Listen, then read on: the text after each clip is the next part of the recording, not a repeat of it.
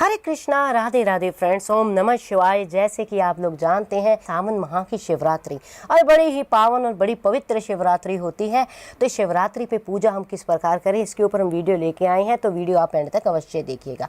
तो देखिए, शिवरात्रि की पूजा करने के लिए अगर आप घर में मंदिर में जा रहे हैं तो इस तरह से मंदिर में भी कर सकते हैं। अगर आप घर में कर रहे हैं तो मैं बहुत सरल तरीके से आपको बताऊंगी। एक लकड़ी की चौकी लीजिए, उसके ऊपर सफ़ेद रंग का इस प्रकार आप कपड़ा बिछाइए और उसके लिए आपके पास अगर भगवान शिव जी की कोई फोटो मूर्ति है तो आप वो भी ले सकते हैं।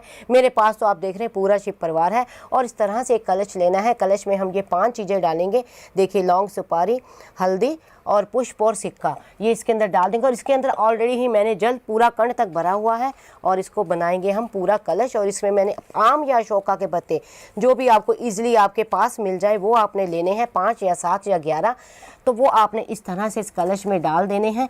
और इसके ऊपर हम थोड़े से अक्षत यानी चावल डालेंगे और सबसे पहले हम दीप प्रज्वलित करेंगे, यहाँ विराजमान करेंगे इस तरह से। और फिर उसके बाद आपने एक कोई भी साफ पात्र लेना, प्रयास कीजिए वो कांसे का या पीतल का हो। देखिए, इस तरह से जो ये बेल पत्र है, ये बेल पत्र हम लगाएंगे और उसके बीच में विराजमान करेंगे शिवलिंग को। आपका जो शिवलिंग है उसका मुख जो है उत्तर दिशा की तरफ हो। फिर हम उसके बाद हम करेंगे भोले बाबा का अभिषेक। तो भोले बाबा का अभिषेक सबसे पहले हम करेंगे सादे जल से, इस तरह से।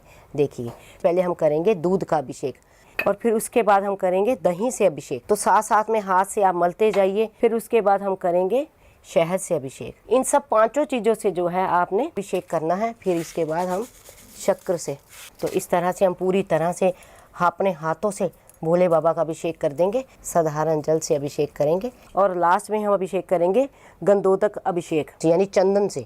अगर कोई भी हमारे अभिषेक में कमी रह जाए तो वो ये अभिषेक को संपूर्ण कर देता है, ये अभिषेक। तो उसके बाद हम ये अभिषेक करने के बाद जो है भोले बाबा की जो पिंडी है इसको हम स्वच्छ करेंगे, साफ करेंगे। तो देखिए, हमने भोले बाबा का अभिषेक करा दिया है। अब हम करेंगे पूजन शुरू। तो अब सबसे पहले हम गणपति महाराज जी का पूजन करेंगे। अगर आपके पास अलग से गणपति हैं तो अलग से, मेरे पास तो इस फोटो में ही है, तो मैं यहीं पे जो है भोले बाबा का। तो देखिए, सबको हम चंदन का तिलक लगा रहे हैं। गोरा माता को हम लगाएंगे रोली का तिलक। हमारे पास पूरा शिव परिवार है, ये कलावा भेंट स्वरूप उनको देंगे। गणेश जी और कार्तिकेय जी को देंगे हम जनेऊ, और एक जनेऊ हम रखेंगे नंदी जी महाराज जी का। नंदी जी महाराज जी भी नीचे विराजमान है, तो इनका एक जनेऊ हम इनको देंगे। तो चंदन का तिलक जो हम भोले बाबा को भी करेंगे। जनेऊ भोले बाबा को हम भेंट स्वरूप देंगे। और अगर आपके पास रुद्राक्ष की माला हो तो आप रुद्राक्ष की माला भी भोले बाबा को भेंट स्वरूप दे सकते हैं। तो उसके बाद हम बेल पत्र लेंगे। तो बेल पत्र की जो चिकनी साइड होती है वो साइड आपने भोले बाबा को इस तरह से अर्पण करनी है। थोड़े से अक्षत हम भोले बाबा को देंगे। और फिर उसके बाद जो भी ये ऋतु फल होते हैं, ये जो पत्ते होते हैं, ये भांग के पत्ते, आप देखिए इस तरह से भोले बाबा को आप समर्पित कीजिए। भांग के पत्ते, तो ये दतूरे के फल भी आप भोले बाबा को भेंट में दें। आग के पत्ते, जिसको मदार के पत्ते भी कहा जाता है, ये भी आप भेंट स्वरूप भोले बाबा को चढ़ाएं। पुष्प, देखिए अगर आपको सफ़ेद मिल जाए तो सबसे बढ़िया। अगर मान लीजिए सफ़ेद नहीं मिल पा रहे हैं तो किसी भी रंग के चढ़ा सकते हैं। मुझे ये सफ़ेद रंग का पुष्प मिल गया तो मैं भोले बाबा की पिंडी पे ये सफ़ेद रंग का पुष्प चढ़ाऊंगी। इसके बाद हम भोले बाबा को हम धूप दिखाएंगे। जो भी धूप आपके पास हो, मेरे पास चंदन की धूप थी, मैं चंदन की धूप जो है भोले बाबा को दिखा रही हूँ। इत्र भी चढ़ाएंगे। तो जो हमने जनेऊ चढ़ाया है उसके ऊपर ही हम जो है इत्र लगा देंगे। आप इस तरह से थोड़ी सी रोली लेके, या भोले बाबा और पार्वती माँ, गणेश जी, सबको आप जो है पुष्प समर्पित कीजिए। क्योंकि पूजा में रोली का भी बड़ा विशेष महत्व होता है। तो बिना रोली के भी कोई पूजा जो हमारी संपन्न नहीं होती है। तो इस तरह से आपने, रोली हो आपके पास, अबीर हो, गुलाल हो, जो हो आप उस तरह से आप जो है समर्पित कर सकते हैं भोले बाबा को भी, और जो है पार्वती माता को भी भोले बाबा को प्रसाद देंगे। तो देखिए, मेरे पास पंचमेवा है, आप पंचमेवा का प्रसाद भी आप दे सकते हैं। और जो भी कोई ऋतु फल हो आपके पास, तो ये देखिए मेरे पास ये ऋतु फल है केले, तो ये मैं ऋतु फल भी भोले बाबा को समर्पित कर रही हूँ। तो हम दक्षिणा भेंट में करेंगे, जो भी आपका समर्थ हो, जितना भी आपका समर्थ हो, तो हम दक्षिणा भेंट में भोले बाबा को समर्पित करेंगे। फिर उसके बाद हम करेंगे आरती। तो आरती देखिए हम कर रहे हैं कपूर से।